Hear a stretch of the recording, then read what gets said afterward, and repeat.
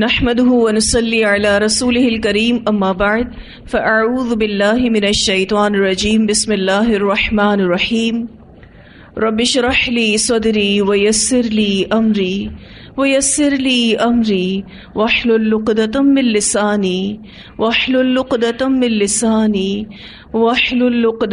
لساني يفقهوا قولي رب زدني علما اللهم فقهنا في الدين اللهم إنا نسألك حبك وحب من يحبك والعمل الذي يبلغنا حبك اللهم إنا نسألك الصحة والعفة والأمانة وحسن الخلق ورضا بالقدر اللهم ارزقنا إخلاص الہی آمین۔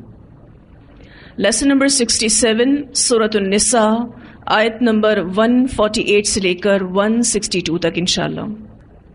اللہ سبحانہ تعالیٰ فرماتے ہیں لا یحب اللہ، نہیں پسند کرتے اللہ تعالیٰ الجہر، ظاہر کرنا، کھلم کھلا کرنا یا زور سے کہنا، بالسوء، برائی کا، من القول، بات میں سے، الا مگر، من، جو کوئی، ظلم کیا گیا۔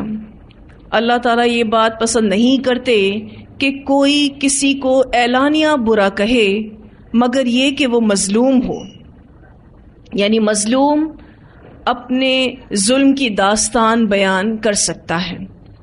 یہاں پر جہر بالسوء کے جو الفاظ آئے ہیں اس کا معنی ہوتا ہے برائی ظاہر کرنا، کسی کا منہ پھٹ ہونا، جیسے کہ گالم گلوچ کرنا، غیبت کرنا، چغل خوری کرنا، خواہ خواہ کسی کو بد دعا دینا، بد زبانی کرنا، فسق و فجور کے کلمات منہ سے نکالنا، یعنی نافرمانی والی باتیں کرنا، یہ سب کچھ اللہ کو ناپسند ہے۔ برائی کو ظاہر کرنا جائز نہیں۔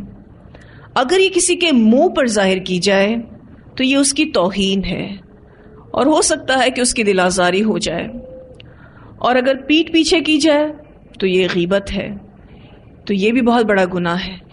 تو یہ دونوں صورتیں جائز نہیں، منع ہیں۔ لیکن ظلم کی صورت میں کہہ سکتے ہیں، اپنے اوپر ہونے والے ظلم کو بتا سکتے ہیں، کیونکہ مظلوم اپنے ظلم کی داستان جب تک سنائے گا نہیں تو اس کا مسئلہ کیسے حل ہوگا؟ تو اگر مظلوم اپنے ظلم کی داستان سنائے تو وہ غیبت نہیں ہوتی، لیکن شرط یہ ہے کہ مقصد کسی کو بدنام کرنا نہ ہو، مقصد حل نکالنا ہو۔ مثال کے طور پر آج کل گھروں میں خواتین پر ہونے والے ظلم، خواتین اپنے اوپر ہونے والے ظلم کی داستان کسی ایسے شخص کو بتا سکتی ہیں جو ان کے پرابلم کا سولوشن دے، جو ان کے اس مسئلے کا حل نکال سکے، یعنی جو ظلم کا مداوع کر سکے صرف اور صرف اسی کو ہی بتایا جا سکتا ہے۔ ایک اور مثال کہ معاشرے میں جو یتیم بچے ہوتے ہیں ان کے ساتھ ظلم کیا جاتا ہے، اسی طرح سے جو ماتحت ہوتے ہیں ان پر ظلم کیا جاتا ہے۔ تو مظلوم اپنی ظلم کی داستان بتا سکتا ہے، لیکن کس کو بتائے گا؟ جو اس کے ظلم کا مداوع کر سکتا ہو، اس کا مقصد کسی کو بدنام کرنا نہ ہو، اس کا مقصد حل نکلوانا ہو۔ پھر یہ کہ بہت سارے ایسے مسئلے مسائل ہوتے ہیں کہ جس میں حاکم وقت اور عدالت کے پاس جا کر اپنا معاملہ سنانا پڑتا ہے، مثلاً جائیداد وغیرہ کے ایشوز ہوتے ہیں، مثلاً خلا کے ایشوز ہوتے ہیں، طلاق کے ایشوز ہوتے ہیں، تو پھر اس میں حاکم وقت کی بھی مدد لی جا سکتی ہے۔ پھر یہ کہ خاص طور پر دینی رہنماؤں کے پاس بھی جایا جا سکتا ہے، کیونکہ جو آپ کو اللہ سے ڈرنے والا گائیڈ کرے گا ویسا کوئی اور گائیڈ نہیں کرے گا۔ عمومی طور پر لوگ ایسے لوگوں سے اپنی بات کہہ ڈالتے ہیں کہ جو ان کو نیگیٹو کر دیتے ہیں، لیکن جو بھی دینی رہنما ہوتے ہیں وہ مسئلے مسائل کا حل بتاتے ہیں اور اس شخص کو حتی الامکان پازیٹیو یعنی مثبت رکھنے کی کوشش کرتے ہیں۔ جیسے کہ ہم قرآن پاک میں ایک مثال دیکھتے ہیں، سورۃ المجادلہ میں ایک عورت کا واقعہ آتا ہے جو آ کر نبی اکرم صلی اللہ علیہ وسلم کے پاس اپنے شوہر کی بات کرتی ہے، تو اللہ سبحانہ تعالیٰ نے اس کو اس کے مسئلے کا حل بتایا۔ تو آپ دیکھیں کہ اپنے مسئلے مسائل ویسے تو ہر کسی کو بتانے نہیں چاہیے، صبر کرنا بہت ہی بہترین حل ہے، لیکن کچھ ایسی سچویشنز ہوتی ہیں کہ جس میں حل درکار ہوتا ہے، تو اللہ سبحانہ تعالیٰ نے یہاں پر واضح کر دیا لا يحب اللہ الجہر بالسوء من القول۔ ویسے تو اللہ تعالیٰ کو ظاہری طور پر برائی کا اشتہار پسند نہیں ہے، اس کی تشہیر پسند نہیں ہے، الا من ظلم، مگر وہ جس پر ظلم کیا گیا ہو تو وہ اپنے مسئلے کو بیان کر سکتا ہے۔ وکان اللہ، اور ہے اللہ تعالیٰ، سمیعاً سننے والا، علیماً بہت جاننے والا۔ اب دیکھیں تو یہاں پر اللہ تعالیٰ کی دو اہم ترین صفت آ رہی، اللہ سننے والے بھی ہیں اور خوب جاننے والے بھی ہیں۔ اللہ مظلوم کی پکار سنتے ہیں، اللہ مظلوم کی دعا سنتے ہیں، کیونکہ جب مظلوم کی آہ نکلتی ہے تو پھر اس کے اور اس کے رب کے درمیان اور کوئی چیز نہیں ہوتی، اور اللہ جانتے ہیں کہ کتنی شکایت صحیح اور کتنی غلط ہے۔ ظالم کے ظلم کو بھی اللہ خوب جاننے والا ہے۔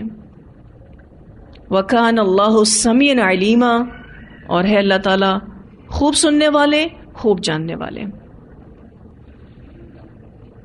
یہاں پر اللہ سبحانہ تعالیٰ نے پہلی بات جو اس آیت میں بتائی کہ اللہ برائی کو ظاہر کیا جائے اس کو پسند نہیں کرتے، یا اس کا اعلان کیا جائے یا اس کی شہرت کی جائے، یہ عام سچویشن میں بات ہو رہی ہے کہ برائی کی تشہیر نہیں کرنی چاہیے۔ اس بارے میں سورہ نور کی آیت نمبر 19 میں اللہ سبحانہ تعالیٰ فرماتے ہیں ان الذین یحبون ان تشیع الفاحشۃ فی الذین آمنوا لہم عذاب علیم فی الدنیا والآخرہ واللہ یعلم وانتم لا تعلمون۔ بے شک جو لوگ پسند کرتے ہیں کہ ان لوگوں میں بے حیائی پھیلے جو ایمان والے ہیں، یعنی برائی کی تشہیر ایمان والوں میں کرتے ہیں، ان کے لیے دنیا اور آخرت میں دردناک عذاب ہے، اور اللہ تعالیٰ جانتا ہے اور تم نہیں جانتے۔ یعنی برائی کی بات کو سوشل کرنا، پبلکلی اس کی تشہیر کرنا، یہ اچھی چیز نہیں ہے۔ برائی جتنی چھپی رہے اتنا اچھا ہے، اس سے بھی برائی کا دروازہ بند رہتا ہے۔ پھر یہ کہ اگر ہم کسی میں کوئی برائی دیکھ لیتے ہیں، کسی کا کوئی عیب دیکھ لیتے ہیں، تو جہاں غیبت کرنا بہت بڑا کبیرہ گناہ ہے، وہاں کسی کا عیب چھپانا بہت بڑی نیکی ہے۔ اس بارے میں ایک روایت آتی ہے، نبی اکرم صلی اللہ علیہ وسلم نے فرمایا جس شخص نے کسی مسلمان کے عیب کی پردہ پوشی کی، اللہ تعالیٰ قیامت کے دن اس کے عیب کی پردہ پوشی فرمائے گا۔ اس سے بخاری نے روایت کیا۔ اب آپ دیکھیں یہ بھی ایک شکل ہے برائی کو عام کرنے کی کہ کسی کا عیب پتہ چلے تو ہم لوگوں کو بتاتے پھریں۔ اللہ سبحانہ تعالیٰ اس حدیث میں واضح طور پر ہماری رہنمائی کر رہے ہیں کہ ایسا نہیں کرنا چاہیے۔ اگر کسی کا عیب معلوم ہو گیا ہے تو اس کی پردہ پوشی کرنی چاہیے۔ پھر یہ کہ بہت سارے لوگ خود اپنا عیب بھی یا اپنی غلطی بھی یا اپنا گناہ بھی لوگوں کے سامنے لے آتے ہیں۔ اس بارے میں ایک روایت آتی ہے، نبی اکرم صلی اللہ علیہ وسلم نے فرمایا میری تمام امت کو معاف کر دیا جائے گا سوائے ان لوگوں کے جو ظاہر کرنے والے ہیں۔ اور ظاہر کرنا یہ ہے کہ آدمی رات کو کوئی برا عمل کرے، پھر جب صبح ہو تو اگرچہ اللہ نے اس کی برائی پر پردہ ڈال دیا ہو، لیکن وہ کہے اے فلاں میں نے رات میں ایسا ایسا کیا۔ اب اللہ نے تو اس پر پردہ ڈال دیا تھا، لیکن اس نے اپنے عیب پر سے اللہ کا پردہ کھول دیا۔ اس سے بخاری نے روایت کیا ہے۔ اس کی مثال آپ ایسے لے سکتے ہیں، مثلاً اگر آپ کی فجر مس ہو جاتی ہے اور آپ ایک گلٹ کا شکار ہوتے ہیں، شرمندگی کا شکار ہوتے ہیں، آپ اللہ سے معافی بھی مانگتے ہیں، لیکن آپ کسی کو بتا بھی دیتے ہیں۔ اب اللہ تعالیٰ نے تو کسی کو نہیں بتایا، اب آپ کسی کو بتا دیتے ہیں کہ آج میری فجر مس ہو گئی۔ اس میں ہوتا یہ ہے کہ ہم اپنا گلٹ جو ہے وہ کم کرنا چاہ رہے ہوتے ہیں۔ اچھا، اس سے گلٹ یا شرمندگی کم ہوتی نہیں ہے بلکہ اور ملٹیپل ہو جاتی ہے، بڑھ جاتی ہے۔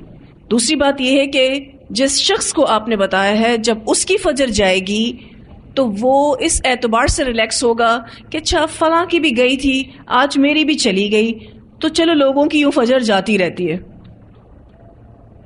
اور ایسا ہوتا ہے لوگ پھر ایزی ہونا شروع ہو جاتے ہیں، کیونکہ برائی کو ڈکلیئر کرنے کا ایک اپنا ایفیکٹ ہے. جب برائی ظاہر کی جاتی ہے تو اس کا اپنا ایک اثر ہوتا ہے، دوسرے لوگ بھی برائی پر دلیر ہونے لگتے ہیں، ان کو بھی آئیڈیاز آنے لگتے ہیں. پھر وہ بھی کیا کرے گا، جب اس کی فجر چلی جائے گی تو وہ بھی کسی کو بتا دے گا، اور یوں یہ مسئلہ جو ہے وہ ملٹیپل ہوتا جائے گا، ختم نہیں ہوتا. جس چیز کو اللہ تعالیٰ نے پردے میں ڈال دیا ہے، اس کا مطلب یہ ہے کہ انشاءاللہ امید ہے کہ اللہ اس کو معاف کر دے گا، اس شرمندگی کی بنا پر، اس توبہ استغفار کی بنا پر جو ہم کرتے ہیں. پھر ہم اس کو کھول دیں تو یہ بات ٹھیک نہیں ہے. آپ صلی اللہ علیہ وسلم نے فرمایا میری تمام امت کو معاف کر دیا جائے گا سوائے ان لوگوں کے جو ظاہر کرنے والے. کیا چیز ظاہر کرنے والے؟ اپنے عیب ظاہر کرنے والے. کیوں؟ اللہ کو پسند ہی نہیں ہے یہ چیز. اللہ تعالیٰ یہ چاہتے ہی نہیں ہے کہ برائی کی تشہیر ہو، وہ کسی بھی شکل میں ہو. اسی لیے آپ دیکھیے کہ کلام بہت ہی اسٹرانگ ہے. لا یحب اللہ، اللہ محبت نہیں کرتا، اللہ دوست نہیں رکھتا، اللہ پسند نہیں کرتا الجہر بالسوء من القول، کہ برائی کی تشہیر پر مبنی باتیں کی جائیں. پھر یہ کہ اللہ تعالیٰ بھی پردہ پوشی کرے گا آخرت والے دن بھی، یعنی قیامت والے دن بھی.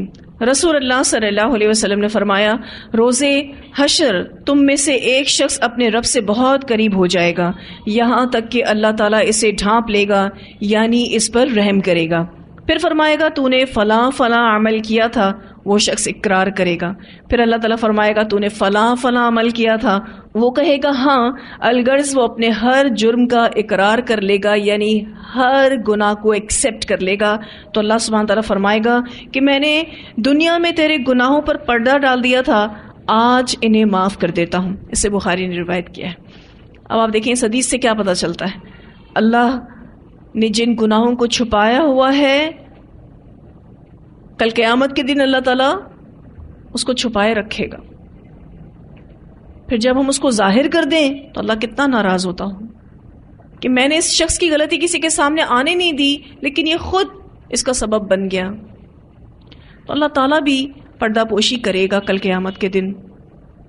لیکن یہ کہ اگر کسی پر ظلم ہوتا ہے تو مظلوم کو یہ حق حاصل ہے کہ اس پر کی جانے والی زیادتی کے خلاف وہ آواز کو بلند کرے.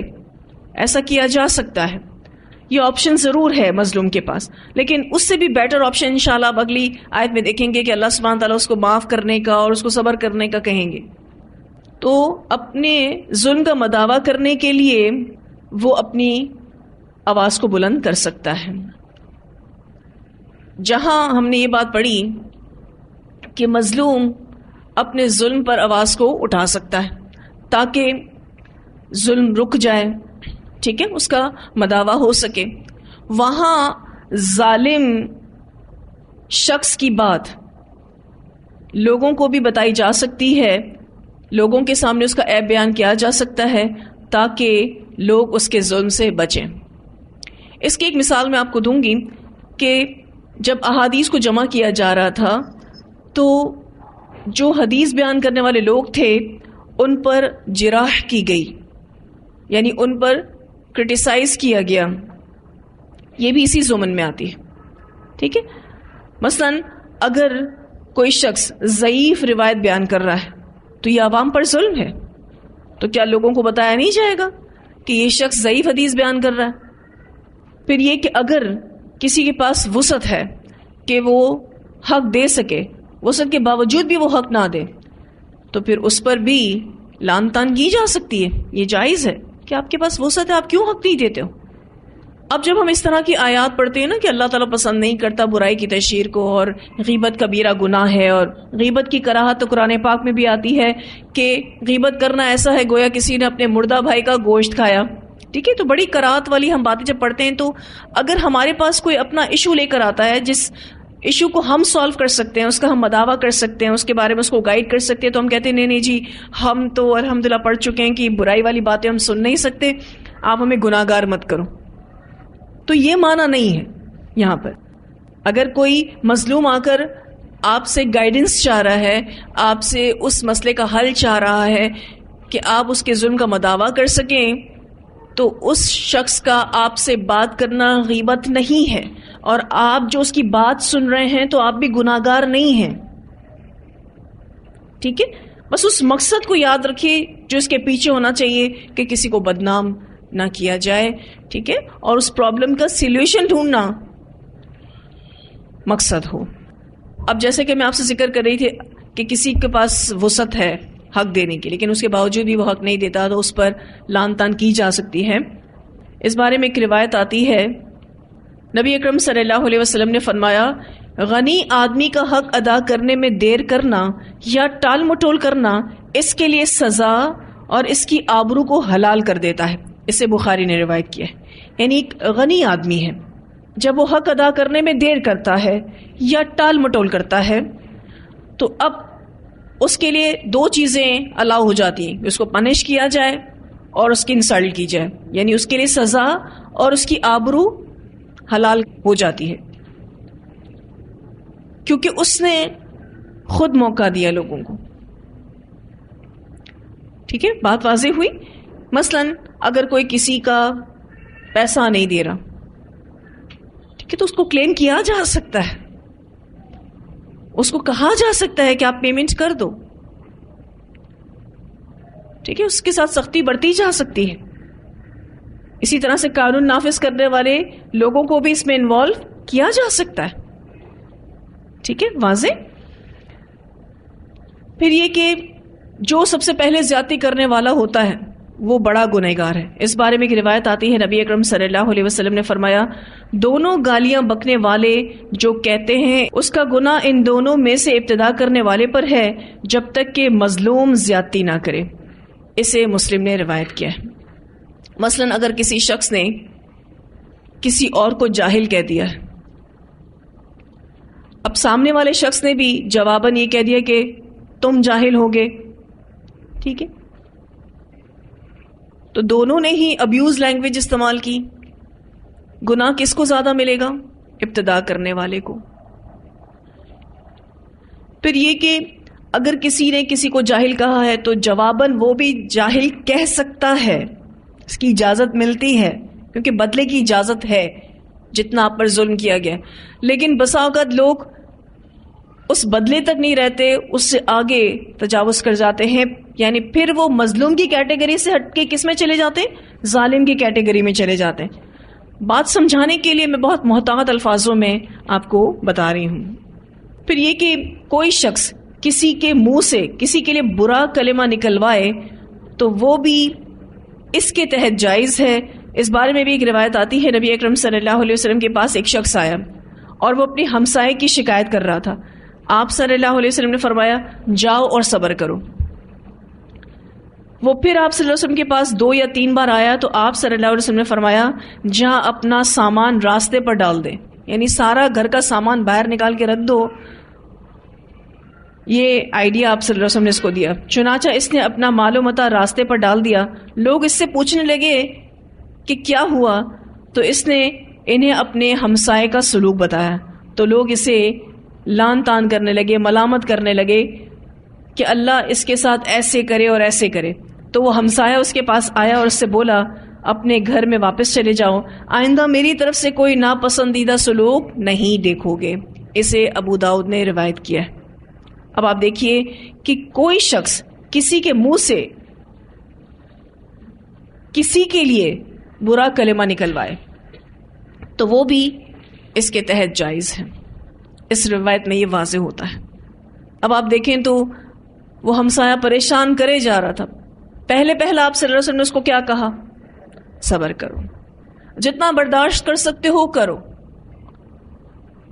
لیکن جب وہ دوسری بار آیا, تیسری بار آیا, تو نبی اکرم صلی اللہ علیہ وسلم نے اس کو کہا کہ ٹھیک ہے, اب ایک ایکشن لینے کی ضرورت ہے, اپنا سارا سامان سڑک پر رکھ دو. تو لوگ پوچھیں گے کہ کیا ہوا. ہوتا ہے نا بسا اوقات گھروں میں ایشوز ہوتے ہیں تو لڑکی کو اس کے ماں باپ لے جاتے ہیں, پھر لوگ پوچھتے ہیں کیا ہوا, پھر بتایا جاتا ہے کہ یہ مسئلے مسائل تھے, اس وجہ سے ہم لے آئے ہیں بچی کو سسرال سے. تو لوگ سسرال والوں کے بارے میں پھر باتیں شروع کرتے ہیں. تو سسرال والے اپنی عزت بچانے کے لیے کیا کرتے ہیں؟ بلا لیتے ہیں اور کہتے ہیں ٹھیک ہے, یعنی ان کے درمیان پیچ اپ ہو جاتا ہے اور مسئلہ حل ہو جاتا ہے. تو ظلم کا مداوع کیا جانا چاہیے. آپ کے پاس اگر اس کا پاور ہو تو اپنے اس پاور کا استعمال کرنا چاہیے. اگر ہم اس آیت کا خلاصہ یوں لیں کہ کسی کی برائی دیکھی جائے تو اس کا چرچا نہیں کرنا چاہیے. کوشش کرنی چاہیے کہ اس کو تنہائی میں بتایا جائے. ابھی جو ہم نے ایک بات پڑھی کہ مظلوم اپنی ظلم کی داستان بیان کر سکتا ہے، کچھ مفسرین کہتے ہیں کہ وہ بد دعا بھی کر سکتا ہے. یعنی مظلوم اپنے ظلم کو بتا سکتا ہے یا بد دعا کر سکتا ہے. کس کے لیے؟ ظالم کے لیے. لیکن امام حسن بصری رحمہ اللہ کہتے ہیں کہ اس کو چاہیے کہ وہ بد دعا نہ کرے، بلکہ یہ دعا کرے کہ اے اللہ میری اس کے خلاف مدد فرما اور مجھے اس سے میرا حق دلا دے. یعنی دعا کرنا زیادہ بہتر ہے کہ بد دعا کی جائے. اللہ سبحانہ تعالیٰ فرماتے ہیں ان تبدو خیرن، اگر تم ظاہر کرو گے کوئی نیکی، او تخفوہ یا تم چھپاؤ گے اس کو، او تعفو عن سوء یا معاف کر دو کسی برائی کو، فإن اللہ تو بے شک اللہ تعالیٰ کانا ہے عفواً معاف کرنے والا، قدیراً قدرت رکھنے والا. اگر تم نیکی کو ظاہر کر دیا کرو، یعنی اگر ظاہر کرنا ہی ہے تو کس چیز کو ظاہر کرو؟ نیکی کو ظاہر کرو. یا اسے چھپاؤ، یعنی نیکی دونوں حالتوں میں پسندیدہ ہے، چاہے اسے علی اعلان کیا جائے، ظاہر کیا جائے، یا چھپا کر کیا جائے. علی اعلان کرنے میں کسی کو موٹیویٹ کرنا مقصد ہو، ٹھیک ہے، کسی کو ترغیب دلانا مقصد ہو، کسی کو شوق دلانا مقصد ہو، ریاکاری مقصد نہ ہو. اور چھپی نیکی میں تو ویسے بھی بڑا خلوص ہوتا ہے. تو اللہ سبحانہ تعالیٰ فرماتے ہیں اگر تم کوئی نیکی ظاہر کرو یا اسے چھپاؤ یا کسی برائی سے درگزر کرو، یعنی تم معاف کر دو، تو بے شک اللہ تعالیٰ ہمیشہ سے بہت معاف کرنے والا اور ہر چیز پر قدرت رکھنے والا ہے. اللہ قدرت رکھنے کے باوجود معاف کر دیتا ہے. اللہ قدرت رکھتا ہے کہ بدلہ لے سکے، لیکن پھر بھی معاف کر دیتا ہے. تو وہ ہمارے لیے بھی یہی پسند کرتا ہے کہ خواہ قدرت ہو یا نہ ہو معاف کر دیا جائے. لیکن تمام انسانوں سے غلطیاں ہوتی ہیں، ہر کسی میں عیب ہوتے ہیں، دنیاوی یا دینی اعتبار سے. اگر کسی کو اس کی غلطی بتانی ہو تو بتائی جا سکتی ہے، لیکن کوشش کی جائے کہ تنہائی میں بتائی جائے یا پھر لکھ کر دے دی جائے. پہلا آپشن زیادہ بہتر ہے کہ آپ آمنے سامنے بیٹھ کر بات کریں، کیونکہ عمومی طور پر جب ہم کوئی بات لکھ کر بھیجتے ہیں، کوئی میسج کرتے ہیں، کوئی ٹیکسٹ کرتے ہیں، تو لوگ اس کا رانگ میننگز بھی لے لیتے ہیں. ٹھیک ہے نا؟ اگر آپ لکھ کر دینا چاہتے ہیں تو لکھیں بہتر اور محتاط الفاظ میں، اور وہ پرچی یا وہ ٹیکسٹ میسج پہلے اپنے آپ کو بھیج کے دیکھ لیں کہ اگر مجھے کوئی بھیجے تو مجھے کیسا لگے گا. تو انشاءاللہ پھر آپ بہت ہی محتاط الفاظ میں کسی کی غلطی کو بتا سکتے ہیں، کیونکہ نصیحت کرنا ہر کسی کا حق ہے. آپ نصیحت کر سکتے ہیں، کوئی مسئلے والی بات نہیں اس میں. لیکن غور کیجئے، اللہ سبحانہ تعالیٰ صبح و شام ہماری غلطیاں دیکھتا ہے. صبح و شام ہم غلطیاں کرتے ہیں، کوتاہیاں کرتے ہیں، لیکن اس کے باوجود بھی نظر انداز کرتا ہے، ہمیں معاف کرتا ہے. اللہ تعالیٰ یہی اخلاق اپنے بندوں میں دیکھنا چاہتے ہیں کہ باوجود اس کے کہ قدرت ہو معاف کر دیا جائے، اور اگر قدرت نہ بھی ہو تو بھی معاف کر دیا جائے. ہم کب معاف کرتے ہیں؟ جب ہم بے بس ہوتے ہیں. ہم کہتے ہیں چلو معاف کیا، کیونکہ بس ہی نہیں چل رہا. جب ہم بے بس ہیں تو معاف کر دیتے ہیں. نہیں، قدرت ہو تو بھی معاف کر دینا چاہیے. تو اللہ سبحانہ تعالیٰ نیکی کرنا پسند کرتے ہیں، خواہ دکھا کر کی جائے، خواہ چھپا کر کی جائے. یہ بات یاد رکھیے گا، دکھا کر کی جانے والی نیکی کا مقصد ریاکاری والی نیکی نہیں ہے. ٹھیک ہے؟ کسی کو موٹیویٹ کرنے کے لیے، ترغیب دلانے کے لیے، کیونکہ اصل نیکی وہی ہے جس میں اخلاص ہو، خلوص جس میں ہو، وہی اصل نیکی ہے. بعض دفعہ ایسا ہوتا ہے کہ ہم کوئی بڑی بڑی نیکیاں نہیں کر پاتے ہیں. آپ کو پتہ ہے معاف کرنا کتنی بڑی نیکی ہے؟ معاف کرنا بہت بڑی نیکی ہے، گو کہ بہت مشکل ہوتا ہے. اگر کوئی آپ کے ساتھ غلط کرے اس کو معاف کرنا انتہائی مشکل کام ہے، لیکن اللہ کو پسند بھی بہت ہے. کیونکہ ایک آپشن اللہ تعالیٰ نے ضرور دیا الا من ظلم، لیکن ساتھ میں یہ بھی بتا دیا کہ اگر مظلوم صبر کرے تو یہ اس کے لیے اچھا ہے. ٹھیک ہے، تو اگرچہ بدلے کی رخصت ہے لیکن پسندیدہ کام معاف کرنا ہے. معاف کرنے پر تو قرآن پاک میں بے شمار آیات آتی. سورۃ البقرہ آیت نمبر 237 وَأَن تَعْفُوا أَقْرَبُ لِلتَّقْوَىٰ، اور یہ کہ اگر تم معاف کر دو تو یہ تقوی کے زیادہ قریب ہے. اسی طرح سے سورہ شورى آیت 43 وَلَمَنْ صَبَرَ وَغَفَرَ إِنَّ ذَلِكَ لَمِنْ عَزْمِ الْأُمُورِ، اور جو کوئی صبر کرے اور معاف کر دے بے شک یہ ہمت والے کاموں میں سے ہے. إِنَّ ذَلِكَ لَمِنْ عَزْمِ الْأُمُورِ. اسی طرح سورہ اعراف آیت نمبر 199 میں اللہ سبحانہ تعالیٰ فرماتے ہیں خذ العفو وأمر بالعرف وأعرض عن الجاہلین. معاف کرنا اختیار کرو، معاف کرنے کو پکڑ لو. خذ العفو، معاف کرنے کو ہولڈ کر لو، تھام لو، یعنی اس کو اپنا وصف بنا لو، اس کو اپنی عادت بنا لو. اور بھلائی کا حکم دو اور جاہلوں سے اعراض بڑھ دو. اتنی مختصر اور جامع آیت اخلاق کے اوپر یہ سورہ اعراف کی آیت نمبر 199 جس میں اللہ سبحانہ تعالیٰ فرماتے ہیں کہ معافی دینے کو اپنی عادت بنا لو. اور جو چیز عادت بن جاتی ہے اس کو کرنے میں ڈیفیکلٹی نہیں ہوتی، اس کو انسان پھر بڑے کمفرٹیبل وے میں کر لیتا ہے، بہت آسانی کے ساتھ اس کو کر لیتا ہے. اسی طرح سے سورہ نور آیت نمبر 22 میں اللہ سبحانہ تعالیٰ فرماتے ہیں وَلْيَعْفُوا وَلْيَصْفَحُوا أَلَا تُحِبُّونَ أَن يَغْفِرَ اللَّهُ لَكُمْ، اور چاہیے کہ معاف کر دیں، چاہیے کہ درگزر کر دیں. کیا تم یہ پسند نہیں کرتے کہ اللہ تمہیں معاف کرے؟ یہ آیت اللہ سبحانہ تعالیٰ نے سورہ نور میں اتاری آیت 22، جہاں حضرت عائشہ رضی اللہ تعالیٰ عنہ کا واقعہ آتا ہے کہ ان پر منافقین نے زنا کا الزام لگایا تھا، نعوذ باللہ.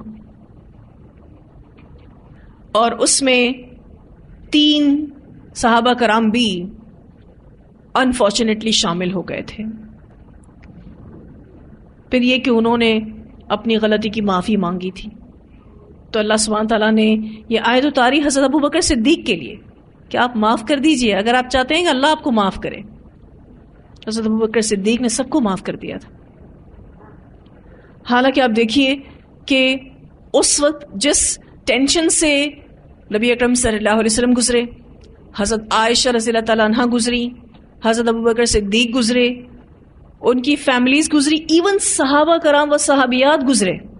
پورا اسلامک معاشرہ اس تکلیف سے گزر رہا تھا جو منافقین کی طرف سے آئی تھی. اللہ سبحانہ تعالیٰ کہتے ہیں ایکسکیوز دیم، معاف کر دو سب کو.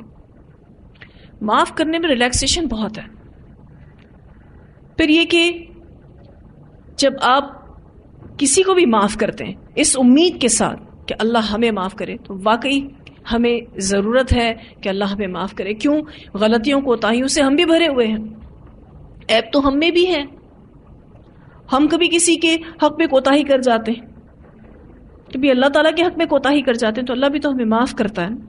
بہت ہی پیاری صفت ہے معاف کرنا. پھر یہ کہ سورہ شورى آیت 40 میں اللہ سبحانہ تعالیٰ فرماتے ہیں فَمَنْ عَفَا وَأَصْلَحَ فَأَجْرُهُ عَلَى اللَّهِ، جو معاف کر دے، جو صلح کر لے، اس کا اجر اللہ کے ذمہ ہے. اور اللہ جیسا اجر دے گا ایسا کوئی بندہ تو دے بھی نہیں سکتا. آپ اور میں کسی سے کتنا بدلہ لے لیں گے؟ اللہ جب ہمیں اجر دینے پر آئے گا تو وہ اپنی شان کے مطابق دے گا. تو بدلے لینے کی جو نفسیات ہے اس میں سکون نہیں ہے. اسی لیے اللہ سبحانہ تعالیٰ نے یہاں پر واضح طور پر بتا دیا کہ اللہ کو برائی کا اشتہار، تشہیر ظاہر کرنا پسند نہیں. ظاہر کرنا ہے تو نیکی کو ظاہر کرو، کیونکہ اس کا اپنا ایک ایفیکٹ ہے. جیسے میں آپ سے ابھی بات کر رہی تھی کہ برائی اگر ظاہر کی جائے تو اس کا اپنا ایفیکٹ ہے، اور اگر نیکی کو ظاہر کریں تو اس کا اپنا ایک ایفیکٹ ہے. ٹھیک ہے. برائی کو ظاہر کریں گے تو کیا ہوگا؟ برائی عام ہوگی. اسی طرح سے جب نیکی کو ظاہر کریں گے تو کیا ہوگا؟ نیکی عام ہوگی. بالفرض ایک سچویشن آپ کو درپیش ہو جاتی ہے، کوئی کچھ برا کرتا ہے آپ کے ساتھ اور آپ بدلہ لیتے ہیں اور وہ پبلکلی آ جاتا ہے، اور اس کے برعکس آپ معاف کر دیتے ہیں، وہ بھی پبلکلی آ جاتا ہے. تو آپ کو پتہ ہے اپریشیٹ کس چیز میں کیا جائے گا اللہ کی طرف سے؟ جب آپ معاف کر دیں. گو کہ بدلہ لینے کی رخصت ہے.